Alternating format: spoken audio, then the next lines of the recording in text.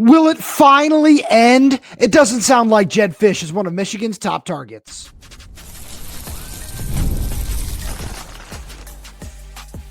You are Locked On Huskies, your daily podcast on the Washington Huskies, part of the Locked On Podcast Network, your team every day. Welcome back into another edition of the Locked On Huskies podcast. I'm Roman Tomashoff. I'm the site editor with Huskies Wire. Thanks for making this your first watch or first listen of the day, as we are part of the Locked On Podcast Network, the #1 sports podcast network. And just a quick reminder to all you everydayers out there, wherever you're getting this podcast, YouTube, Spotify, Apple Music, Amazon Music, wherever that might be, please make sure to click that subscribe button, click that little bell as well, so you never miss when we post a new show. Plus, if you're on the audio-only side of things, please make sure to leave us a 5-star review, as it does help the show out a lot. Now, I got a really fun show coming at all you everydayers out there today. I'm going to talk a little bit about transfer portal numbers and what those might look like at the very end of the show, because we're continuing to see Huskies enter the portal. We're up to 8 now, I believe, as I record this show. But we need to spend a whole lot of time talking about Jedd Fisch, because as these rumors have continued to swirl about him just being linked to other jobs, I think it poses a very fair question of would and should Jedd Fisch ever leave Washington for another college job. We'll talk about that in a little while. But the big news of the day is, according to Josh Pate and several other members of On3, mainly the guys on their Michigan website, it does not sound like Jedd Fisch is one of the top targets for Michigan. Sounds like he's been placed on the back burner. I don't think he's been totally disqualified, but it doesn't sound like he is going to be someone who Michigan is going to very heavily pursue. So this is something that I have kind of been talking about over the last week or so, where I've never felt very strongly about Jedd and his candidacy with Michigan, where it kind of poses the same thing that was going on in Florida, where after Lane Kiffin winds up at LSU, the fact that the pivot wasn't to Jedd Fisch, I feel like said a lot, because as this continues to drag on, I feel like if Jedd Fisch was one of, if not the top candidate that Michigan was looking at, like he was linked to, or everyone was just saying, hey, keep an eye on Jedd because he hops around jobs a lot, and he was the quarterback, wide receivers, and passing game coordinator while he was there for 2 years. It seems like a really logical fit. I got really tired of that angle, to be honest with you. And as I just sit here recording it, it all feels like a very big sigh of relief, where I'm still going to hold on to a little bit of, let's just say, skepticism until somebody else does sign their name on a dotted line and is reported by Pete Thamel or whoever else that, hey, this is the guy taking the Michigan job. I'm still going to be a little bit skeptical, but as I sit here and as I have continued to feel this way throughout this process, from what I've heard from people I've talked to, everything has always been the same, where it's, there are a whole bunch of other guys that Michigan is looking at. Yeah, Jedd Fisch was among that list, and Jedd Fisch is probably still on that list in some capacity, but it's not one of the top 2 or 3 candidates, or even beyond that, I would say, from my understanding of the matter. And as this process continues to play out over the next couple of weeks, we'll see what Kalen DeBoer's role might still be in this, what Kenny Dillingham's role might still be in this, as people are rumoring that, or there's rumors going around that there's an extension in the works for him at Arizona State. As all of that continues to swirl, I still feel very comfortable about where just Jedd and Washington are. And you can say whatever you want about his comments of, yeah, I plan to be here in 2026. Yeah, these are my plans for Washington moving forward, all that sort of stuff, because that's just kind of, again, it's the nature of the business. And you're not going to sit there and say, hey, I'm openly pursuing the Michigan job. That's just not something that's going to happen. But as I also look at just the way that Jedd has treated his time at Washington, I do feel like he understands what he wants to do to get to his end goal of being an NFL head coach. And that's something I'm going to talk a little bit more about later on. But there's so much to be said about how Jedd is building his program at Washington and how he's done that so well locally. And I think that the local recruiting, after getting 4-star Braylon Pope, the #1 in-state player in the 2027 class, to commit to him on Monday, as we continue to see Jedd build a very, very Pacific Northwest-based roster in that regard, where you get Cody Green, the #1 player in California, who's originally from Eastside Catholic in Sammamish, Washington. You are doing a really good job of recruiting locally, recruiting on the West Coast, and I don't think that that's something that be able to, or the entirety of the roster, I would say, would be able to pick up and move in the same regard that Arizona did up here. And I don't necessarily think that that was one of the beliefs here, because at the end of the day, this is just about Jedd not being among Michigan's top targets. And as Washington's roster continues to build, that was something that I was never really overly concerned about. Where when you listen to Derek Coleman-Brusa on this podcast a couple months ago after he committed, it felt like he was committing to Washington, and he was committing to what this place is going to be. And I feel like you could say the same about a guy like Zydrunas Randy-Saleh, another building block for this defense moving forward. But again, this is about Jedd Fisch. I just wanted to make sure I got that out there, because I do feel like, just as you look at, or however you might feel about these rumors and about what the roster turnover might have looked like if Jedd left, I think that those were things that absolutely needed to be considered in that discussion as well. But I think this is a great thing for Washington as well. I mean, obviously, right? Your head coach stays around. Wow, shocker! Real hard hitting analysis, as I've just started a coin here. But I look at the entirety of this matter, and I was never too concerned about losing Jedd to Michigan, especially with the way that we've seen the Florida rumors swirl and the way the UCLA rumors were, where it all just, in a sense, especially with UCLA, seemed somewhat odd. And then you look at Florida, and it's one of those things where if it were Michigan and Jedd were that guy, that deal would be done by now. All of that would be done and set in stone and signed, sealed, delivered. Where again, things could obviously still change over the next however long it takes for them to really lock down a coach in their search. But with whatever the rumors around his background checks are, and whatever it was that might not have checked out, as all those things continue, I don't think it's necessarily anything to be concerned about from a Washington perspective. But as I look at where Washington sits and how frustrating it is to be caught up in these rumors now 3 different times in this coaching cycle, it feels like it's just something that needs to come to an end. Because you look at UCLA, that is a very clear downgrade from what Washington is, and why it never made sense. Where even when you go back to last year, this is something I have some more thoughts about that I'll share later on, when it was, oh yeah, Jedd was, interested in UCLA and asking about that even after he took the Washington job. Why all of that seemed ridiculous. The Florida rumors always added up from a standpoint of, yeah, Jedd started his coaching career under Steve Spurrier with the leaving a note under his windshield, all that sort of stuff, that story for as long as he did. That's why that always did add up to me, but it just never felt like that interest was mutual. And it feels the same way with Michigan right now, where he's a name on a list, and it's okay, yeah, for sure. Okay, this would certainly make sense if we wanted to go down this road on that perspective. And on Jedd's perspective, I'm sure it's, yeah, that's a conversation I'd be open to having, which feel however you will about that. I feel that that is the reality of the situation. But when you look at just what that coaching search looks like right now, I don't believe that at the end of the day, it's going to end in Jedd Fisch, which I feel very confident about. And is also just something that I feel that all the Husky fans out there, all you everydayers out there that tune into this show or just tune into Husky football in any capacity, it's one of those things where it just feels so exhausting after how these last 4 or 5 years have gone, or really since Chris Peterson stepped down, where you get 2 years of Jimmy Lake. Obviously that needed to end when it did. You get 2 years of Kalen DeBoer. You don't expect that to end how it did, but it does. It's just getting a little exhausting going through this every couple of years. And there are a lot of people who certainly might be tired of that. I'm certainly tired of it. Yeah, coaching searches are great when you're in this line of work, but it's also just one of those things that you want to see some kind of stability from the program. And I think that Jedd is also someone who has been searching for that kind of stability. And as this continues to go on, whatever his career looks like at Washington, whether it's 3 years or whether it's 10 years, whatever it winds up being, I think that he understands that having that stability is so necessary for the future of what he wants to do and all of his long-term goals. And I think that he understands that Washington is as good of a place as any to continue to work that out and continue to just build up what he wants and what he's looking for in terms of not just a roster, not just finances, but in terms of reach and what a program can actually accomplish under his watch. Because we saw him take Arizona to a certain point, and then it's, yeah, Washington is a program that was just sitting in the national championship. That's certainly not an opportunity that you can pass up.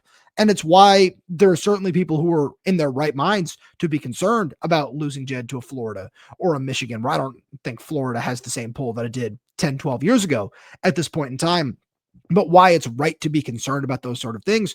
But the fact that he is not one of their top targets at this point in time at Michigan is certainly something that is quite relieving, I would say, and it should give fans, recruits, transfer portal targets, whatever it might be, a good sense of confidence of what Jedd Fisch is building here and how long he might want to stay and stick that out, which is a question that we should have. But we'll do that on the other side of the break, because I think that Jedd would leave Washington for another college job, but he shouldn't.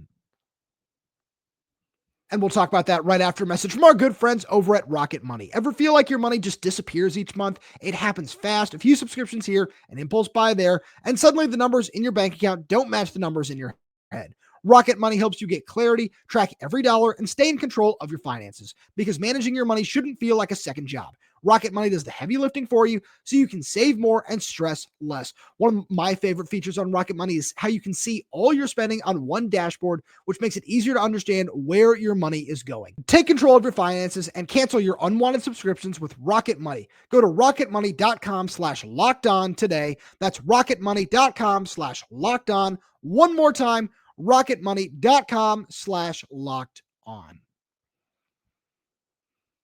Like I've been saying, it's just exhausting that we still have to have this discussion, because, like I said, something we've talked about on this show previously, right when it first happened, after Jedd got hired, were all these rumors of, oh, hey, he, just signed at Washington, but is still interviewing at UCLA, all that kind of stuff. It's just exhausting that we still have to be here, because, again, like I was saying a little bit earlier, the connections to all three of those schools made sense.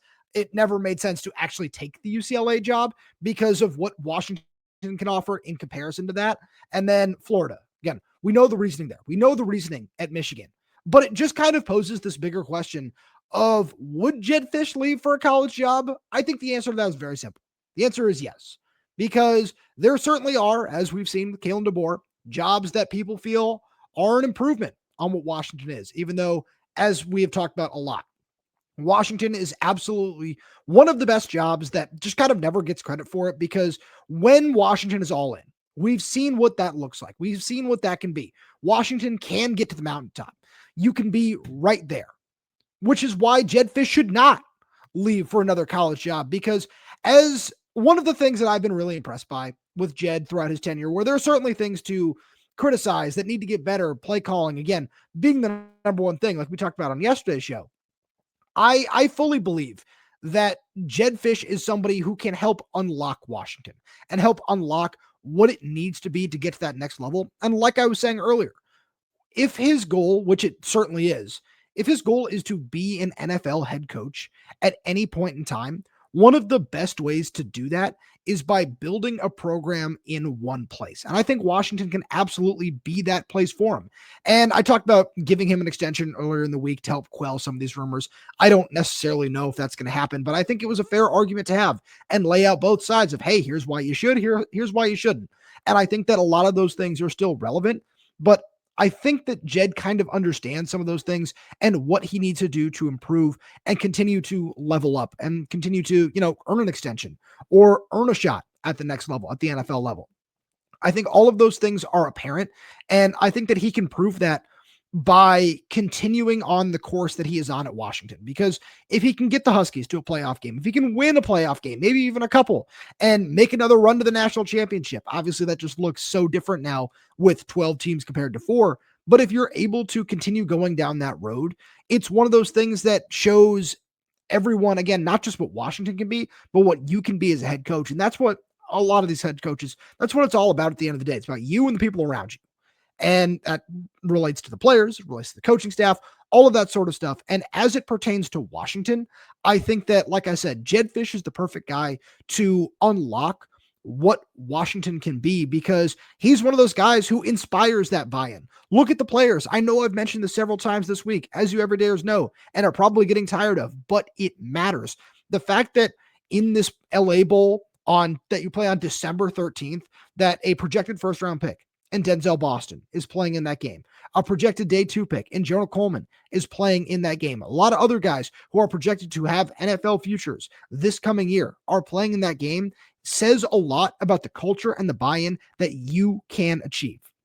And now it's a little bit different, obviously, taking the buy-in from your players and transitioning that into buy-in from donors and the athletic department and all that other sort of stuff. But it's very clear that Jedd can do that. He's been able to do that with the fans too. What he's been able to do at the spring game the last couple of years is very, very impressive, to just go from a really lackluster event and turning it into something and getting 20, 30,000 people in the stands, where I know Kalen DeBoer in 2023 felt like there were maybe 500 in over the course of that game. And while those are little things and they might sound silly to bring up, I think it's very, very important, because those are all things that at the end of the day, you still need to sell when you're going out on the recruiting trail. And it's very clear that Jedd and his coaching staff have been able to do that very, very well. We've been hammering the number 12 ranked recruiting class in the nation on this show for the last couple of weeks.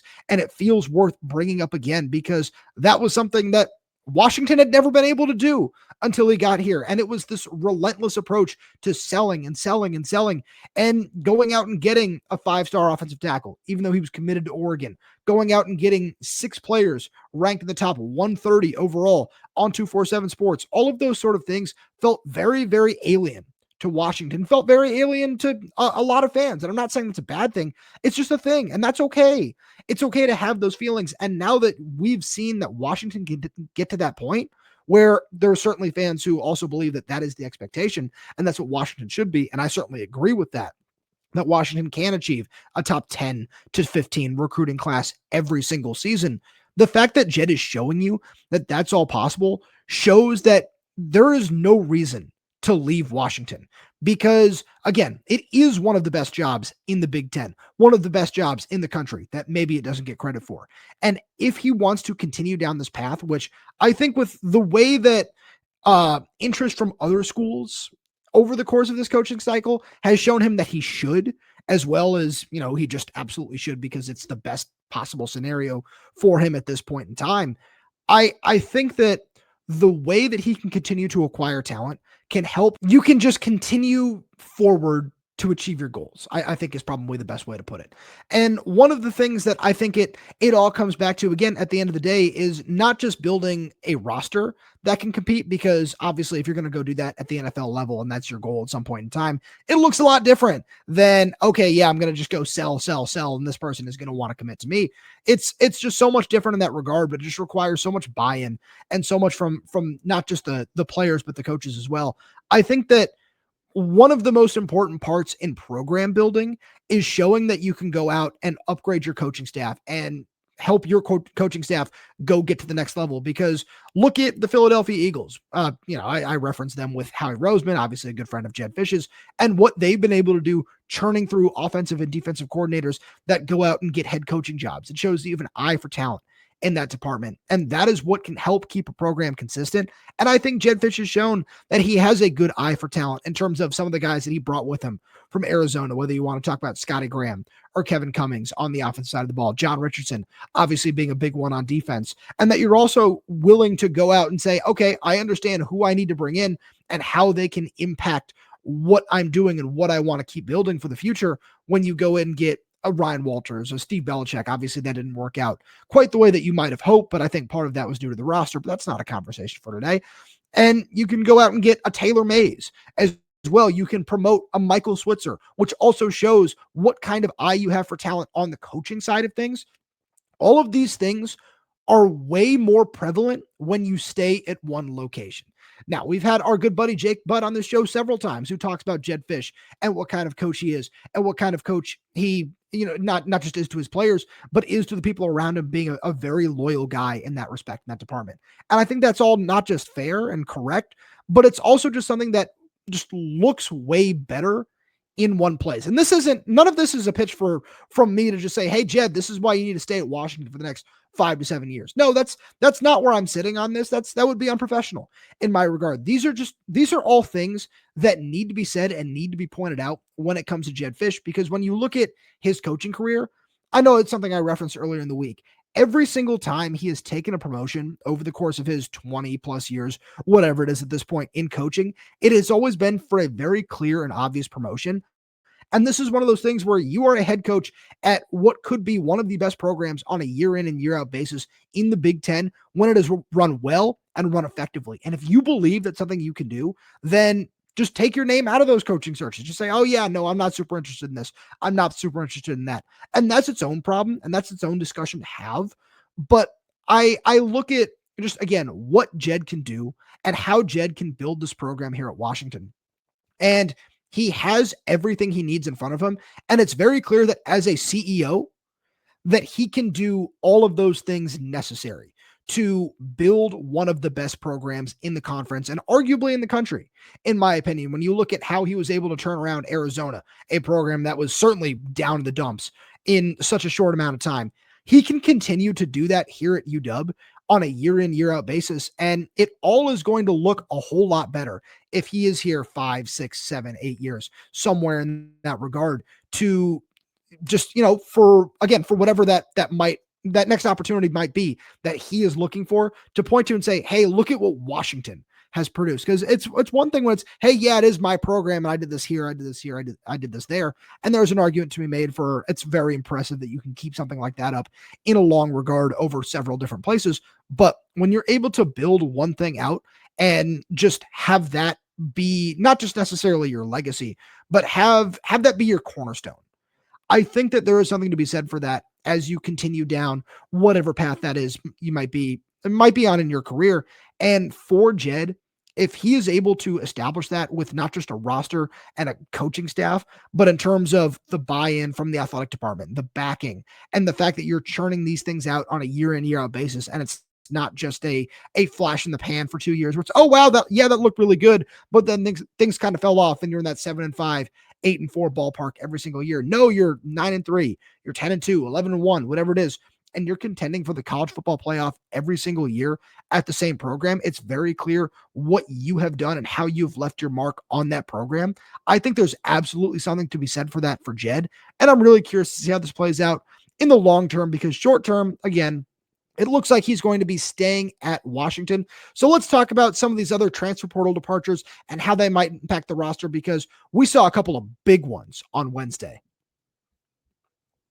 And we'll get to that right after a message from our good friends over at Wayfair. The holidays always show up faster than we expect. And if you're still putting together gifts, last-minute decor, or getting your home ready for guests, Wayfair has you covered. Whether you need a quick room refresh, new bedding, or those final seasonal touches, Wayfair makes it easy to get what you need fast. Wayfair truly is your one-stop shop for everything home, with decor, furniture, kitchen essentials, and gifts for every style and every budget, all delivered quickly and easily. That's something I can absolutely confirm. Check out this awesome bookshelf behind me. I got that through Wayfair, and it's totally transformed this room and hopefully the viewing experience for all you everydayers out there as well. I absolutely love having it, and shout out to Wayfair for the fast and easy delivery on it. Absolutely love that. Get last-minute hosting essentials, gifts for all your loved ones, and decor to celebrate the holidays for way less. Head to wayfair.com right now to shop all things home. That's WAYFAIR.com. Wayfair, every style, every home. Well, we're taking a slight detour from our originally scheduled plan, because as I was recording this show, Raiden Vinesbright is now being reported as the third member of Washington to enter the transfer portal today. And this one is a really interesting loss, because I think it's fairly significant and probably quantifies as one of the top three, with Bryce Butler being another one, and then Zach Henning, who we'll talk about in a couple of minutes, as the other two really significant losses Washington has suffered in terms of their depth and their starters, all that sort of stuff, whatever you want to talk about in that regard. But with Raiden, I'm really interested, because I don't know how much this impacts the overall numbers of transfer portal guys that Jedd Fisch and this coaching staff are going to want to bring in. Because unfortunately, with bringing in 4 wide receivers, 3 guys who are high-end 4-star prospects who, as Matt Doherty alluded to on this show last week, there's probably a spot for all 3 of them to get some kind of playing time as true freshmen next fall. I think that it was bound to happen with one of the higher-end players in this room was going to find his way just into the transfer portal to find a new home. And I think Raiden is going to very quickly find another spot where he can just wind up thriving as a really big time yards after the catch kind of player. I think that Washington really did a nice job of getting him on the field early and often this season. And then as the year sort of played out, I felt that there were other ways that maybe they could have utilized him a little bit better in different regards, whether it be with switching his position with Desmond Roebuck, where I think Desmond Roebuck long-term is going to wind up as more of a slot player, and Raiden could have wound up at the Z. But there are just so many different bodies in this room where you look at not just Raiden, but you got Chris Lawson there as well. Now you're bringing in Trez Davis and Mason James, who can also play that position. Maybe Marcus Harris takes a big step forward. Maybe you ask some more from Kevin Green next season as well. There are just so many bodies in that regard for two spots that someone was always going to, unfortunately, find their way into the transfer portal and look for a new home. And that's without mentioning Rasheed Williams, who's coming back. And I still think that, as we sit here still awaiting whatever decision Denzel Boston might make, if Denzel does choose to enter the transfer portal, or excuse me, not the transfer portal, the NFL draft, if that does wind up being his decision, maybe you can move Rasheed Williams over to the X spot. I think he's a little bit undersized in the regard of what you'd be looking for from a traditional player in that position, but I still think that with his route running ability and ability to just find open space on the field and with strong hands like that, I think that he certainly could thrive in that role. So that's something I'm really interested to see play out there. But again, in terms of transfer portal numbers, I still think you're going to wind up taking one wide receiver unless Denzel Boston comes back. And I think this coaching staff is monitoring that situation very closely. And I think the fact that we haven't seen Denzel make an announcement or make a decision at this point in time certainly could just give credence to the fact that maybe he is strongly considering coming back. I'm sure the coaching staff is making a big push, not just in terms of what his role and what his acumen might be by the end of next season, but in terms of financially and NIL dollars as well to make that happen, because a bird in hand is worth two in the bush, right? Where even if you go out and you are able to get a Nick Marsh or one of these high-end receivers that winds up in the transfer portal, if Denzel is willing to come back, and why not just invest the same amount or probably even a little bit more in him? And you already know you're getting a known quantity and that. And I think that's very, very important. So that's something to keep an eye on here. And in terms of numbers, I said on yesterday's show that I didn't believe, or earlier this week, that I don't believe that Washington was going to take a transfer portal offensive lineman. I'm taking that back. I'm rolling that back because we saw Zach Henning enter the transfer portal on Wednesday, or announce his intentions, I should say, to enter the portal as well on Wednesday. And this is a guy who I think absolutely deserves an opportunity to start, where it's very clear that Landon Hatchett was going to be entrenched as the starting center going into his senior season next year. And Zach was going to act in the capacity of a sixth offensive lineman, whether it be as the backup center, maybe as a swing tackle. And I think that's very, very valuable. But for a kid who played as much as he did this year and played as well as he did in different spots when he was asked to step in at center. I know there were a couple of bad snaps here and there, but you look at the PFF numbers where he allowed pressure on 0.7% of the snaps he took this season. That is absolutely excellent. And that's something where other teams are going to look at that and say, yeah, that dude can start for us right now. We have a glaring need at, whether it be on the interior or maybe even a tackle, wherever that might be. I think that he can come in and fill that role because that was exactly what he did at Washington through his 3 years here. I've seen him take snaps at seemingly every single position on the offensive line between when Kalen DeBoer's staff was here and Jedd Fisch's. And we've also seen him suit up and play tight end, not just as a jumbo tight end, but actually changing numbers to play the position for a game, because that's how short on bodies Washington was there. And I think he deserves a lot of credit for that. He certainly was a team first guy that has gone out of his way to make sure that he has done whatever this team and this coaching staff asked of him. And you got to take your hat off to that. And then also in the same vein, I think it's a big loss for Washington because it's something Jedd Fisch talked about during a press conference at some point. There have been so many as we wind down the season here, where he talked about not just having a starting five offensive lineman, but having a sixth and a seventh and an eighth guy who can also give you something in some regard. And we started to see that a little bit this year from not just Zach Henning, but Paki Finau as well, and Champ Talialia when he was rotating with Garrett Hatchett. We'll see what that situation looks like as we get into 2026. And I think this is one of those things where Cody Green is certainly going to play a role next year. Jedd Fisch has said as much.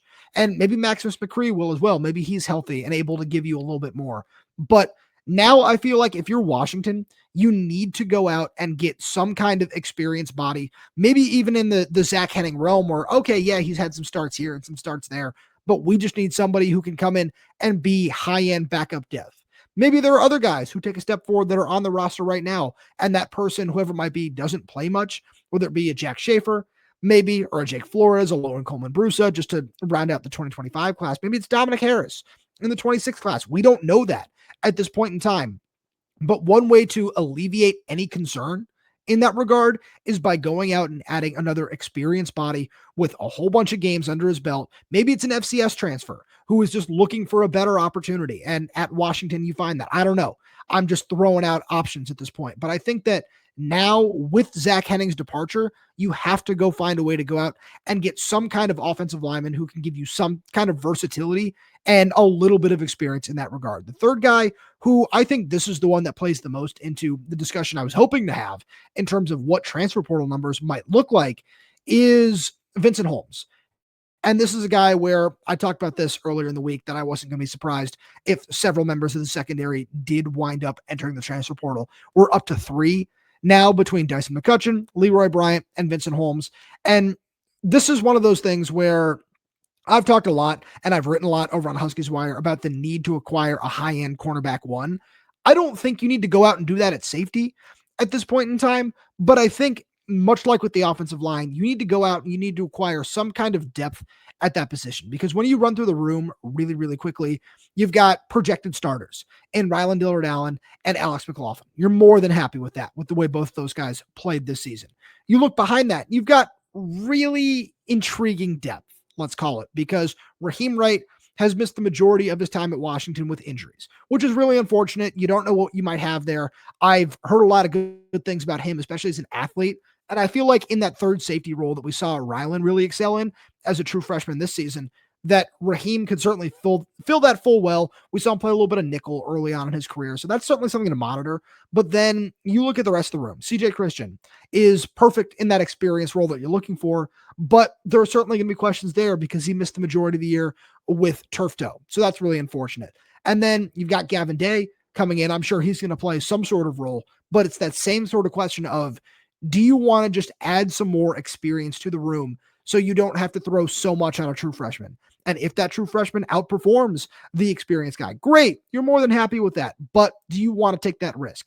It's just a question to be asked. And then the last scholarship guy in the room is Paul Menke, who's played a decent amount on special teams this season, but hasn't taken a whole lot of snaps at safety in game action just yet. And maybe he takes a step forward.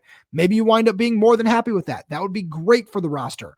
But it's that same kind of question. Is that what you want to rely on? And so, again, before we get out of here, with the conclusion of numbers, I think you need to go out and add 2 bodies in the secondary now, 1 corner and 1 safety, to really just help round out the experience and the high-end ceiling of what that group can be. But that's all I got for you today. Thank you so much for tuning in. I really do appreciate it. We got so much more fun stuff coming for you throughout the offseason. So please make sure you subscribe wherever you get your podcasts, whether that's YouTube, Spotify, Apple Music, Amazon Music. We're there. We're everywhere. We're updating this channel with new content every single day. So please make sure you click that like button, click that little bell so you never miss when we post a new show. Plus, if you have any questions, comments, concerns, drop them right down below in the comment section. And if you're audio only, please give us a 5-star review, as it does help us out a lot. Thank you so much for tuning in, and we'll talk to you on Friday.